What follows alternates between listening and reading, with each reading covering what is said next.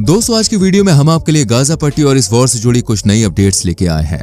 भारत सरकार ने फिलिस्तीन के राष्ट्रपति को फोन पर क्या कहा, इससे पहले बातचीत में मोदी जी ने इजराइल के प्रधानमंत्री के साथ होने का दावा किया था, तो क्या भारत ने पार्टी बदल ली है या फिर फिलिस्तीनियों को धमकी भरा फोन खटखटाया है?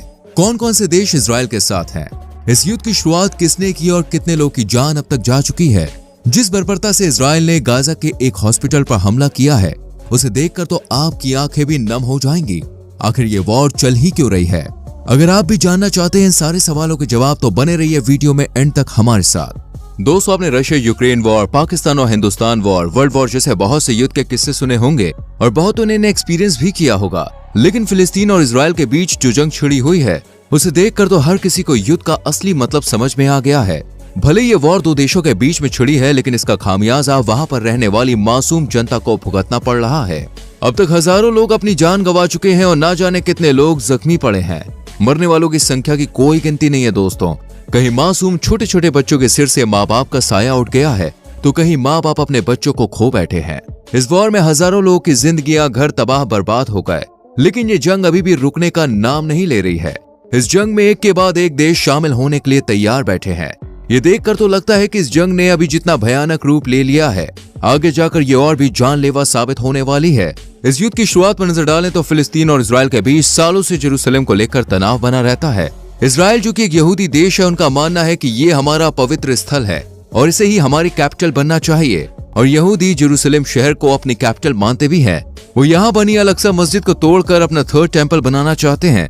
वहीं मुस्लिम्स के लिए भी ये जगह काफी अहम है, क्योंकि ऐसा कहा जाता है कि यहाँ से इनके पैगंबर मोहम्मद साहब जन्नत के लिए गए थे और आज उसी जगह पर अल-अक्सा मस्जिद बनी हुई है।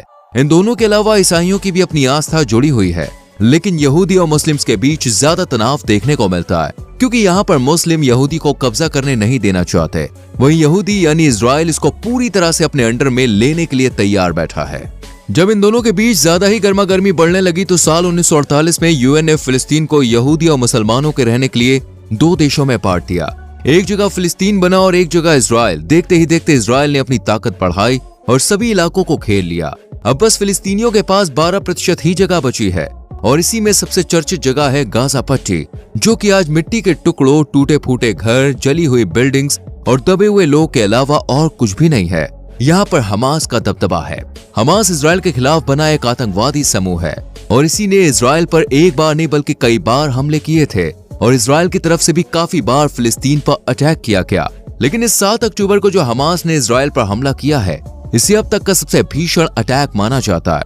इसमें हमास ने करीब 20 मिनट में 5000 रॉकेट दागे, जिसमें 300 से ज्यादा लोग मारे गए और कई लोग जख्मी भी हुए। इस हमले को देखते हुए इजराइल के प्रधानमंत्री बेंजामिन नेतन्याहू ने भी चुपचाप रहने के बजाय डट के सामना किया और गाजा पट्टी पर हमला कर दिया। और भाई, इस हमले से तो पूरी गाजा पट्टी, जो कि 41 किलोमीटर लंबी और 6 से 12 किलोमीटर चौड़ी है, वो खून से लहूलुहान हो गई। अब तक फिलिस्तीन के करीब 3000 लोगों को मौत के हवाले कर दिया गया और करीब 7000 लोग इस बमबारी से पूरी तरह से जख्मी होकर अस्पताल में पड़े हैं और अब भी ये आंकड़ा बढ़ता ही जा रहा है। हालांकि हम सब जानते हैं कि इजराइल फिलिस्तीन से काफी पावरफुल कंट्री है, लेकिन फिर भी फिलिस्तीन इजराइल को बराबर की टक्कर दे रहा है और एक के बाद एक दोनों ही देशों की तरफ से हमलों का सिलसिला यूं ही जारी है। इजराइल की गाजा पर बम बरसात से करीब यहाँ की 22,000 से ज्यादा इमारतें तबाह हो चुकी हैं। हमास के खिलाफ इस ऑपरेशन को ऑपरेशन आयरन ऑफ स्क्वाड का नाम दिया गया है। 9 अक्टूबर को ईरान समर्थित लेबनान का शिया आतंकी संगठन, जिसका नाम हिजबुल्लाह है, उसने भी इजराइल पर हमला किया। ये सब देखते हुए इजराइल के रक्षा मंत्री ने गाजा में बिजली, खाना पानी और फ्यूल वगैरह पर पाबंदी लगा दी है। 11 अक्टूबर तक बिजली न होने की वजह से यहाँ के पावर पॉइंट ने भी काम करना बंद कर दिया। गाजा की इस्लामिक यूनिवर्सिटी से लेकर गाजा के अल अहली हॉस्पिटल पर हमला किया गया। अस्पताल पर हुए इस हमले से करीब 500 लोग की जान भी गई। इस कदम को देखकर बहुत से देशों ने इजराइल के खिलाफ आवाज उठाई कि तुम्हारी लड़ाई में मासूम लोग क्यों अपनी जान गंवाएं और ऐसे हमले ना किए जाए। इजराइल के जवानों ने अब तक हमास आतंकी संगठन के करीब 1500 आतंकियों को मार दिया है।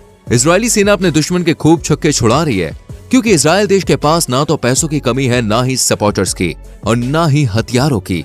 इसी वजह से इजराइल एक के बाद एक हमास के लोगों को और वहां की जमीनों को बंजर बनाकर उन्हें शिकस्त दे रहा है। ये देखकर सभी लोगों को लग रहा था कि इस युद्ध का विजेता इजराइल ही बनेगा, लेकिन फिर आया गेम में बड़ा चेंजर हिजबुल्लाह, जिसकी ताकत के सामने इजराइल भी चाय कम पानी है।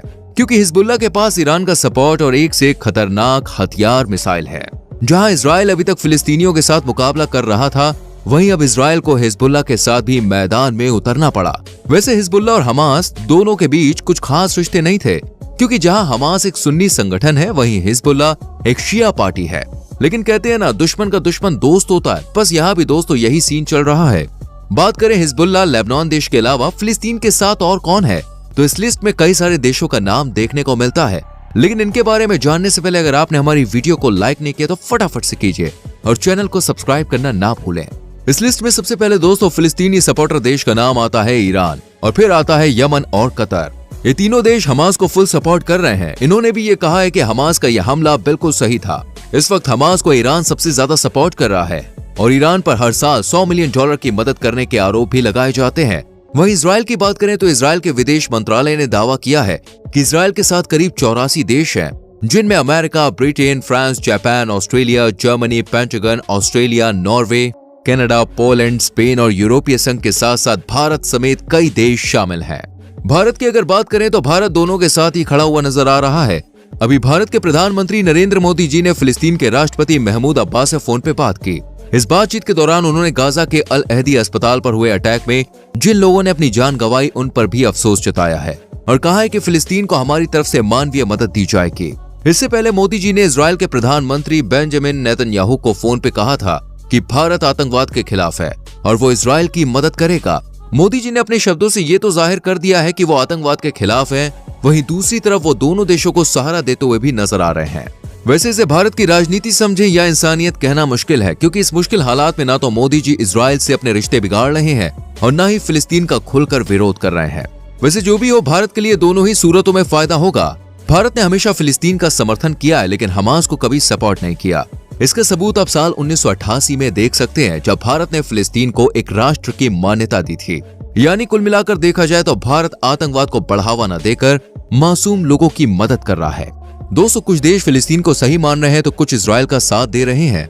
अभी तक इजराइल ने फिलिस्तीन पर सिर्फ हवाई हमले किए थे, लेकिन अब इजराइल जमीन पर उतरकर हमला करने की तैयारी कर रहा है। ये देखते हुए दूसरे मुस्लिम देशों ने साफ शब्दों में कह दिया है कि अगर गाजा पर स्ट्राइक को नहीं रोका गया तो मुस्लिम देश इजराइल पर चढ़ाई कर देंगे और फिर इजराइल को फिलिस्तीन के साथ साथ इनसे भी निपटना होगा। सोचिए, अगर सभी मुस्लिम देश मैदान में उतर आए और इजराइल से भिड़ गए तो इस युद्ध को रोक पाना मुश्किल ही नहीं, नामुमकिन हो जाएगा। और अभी तो हजारों जान दांव पर लगी हुई है, फिर लाखों लोग अपनी जान से हाथ धो बैठेंगे। दोस्तों, आप किस देश के साथ है और आपको क्या लगता है कौन इनमें हक की लड़ाई लड़ रहा है? कमेंट सेक्शन में लिख के जरूर बताएं। वीडियो को लाइक और शेयर करें और चैनल को सब्सक्राइब करके बेल आइकॉन जरूर प्रेस करें। मिलते हैं अगली वीडियो में।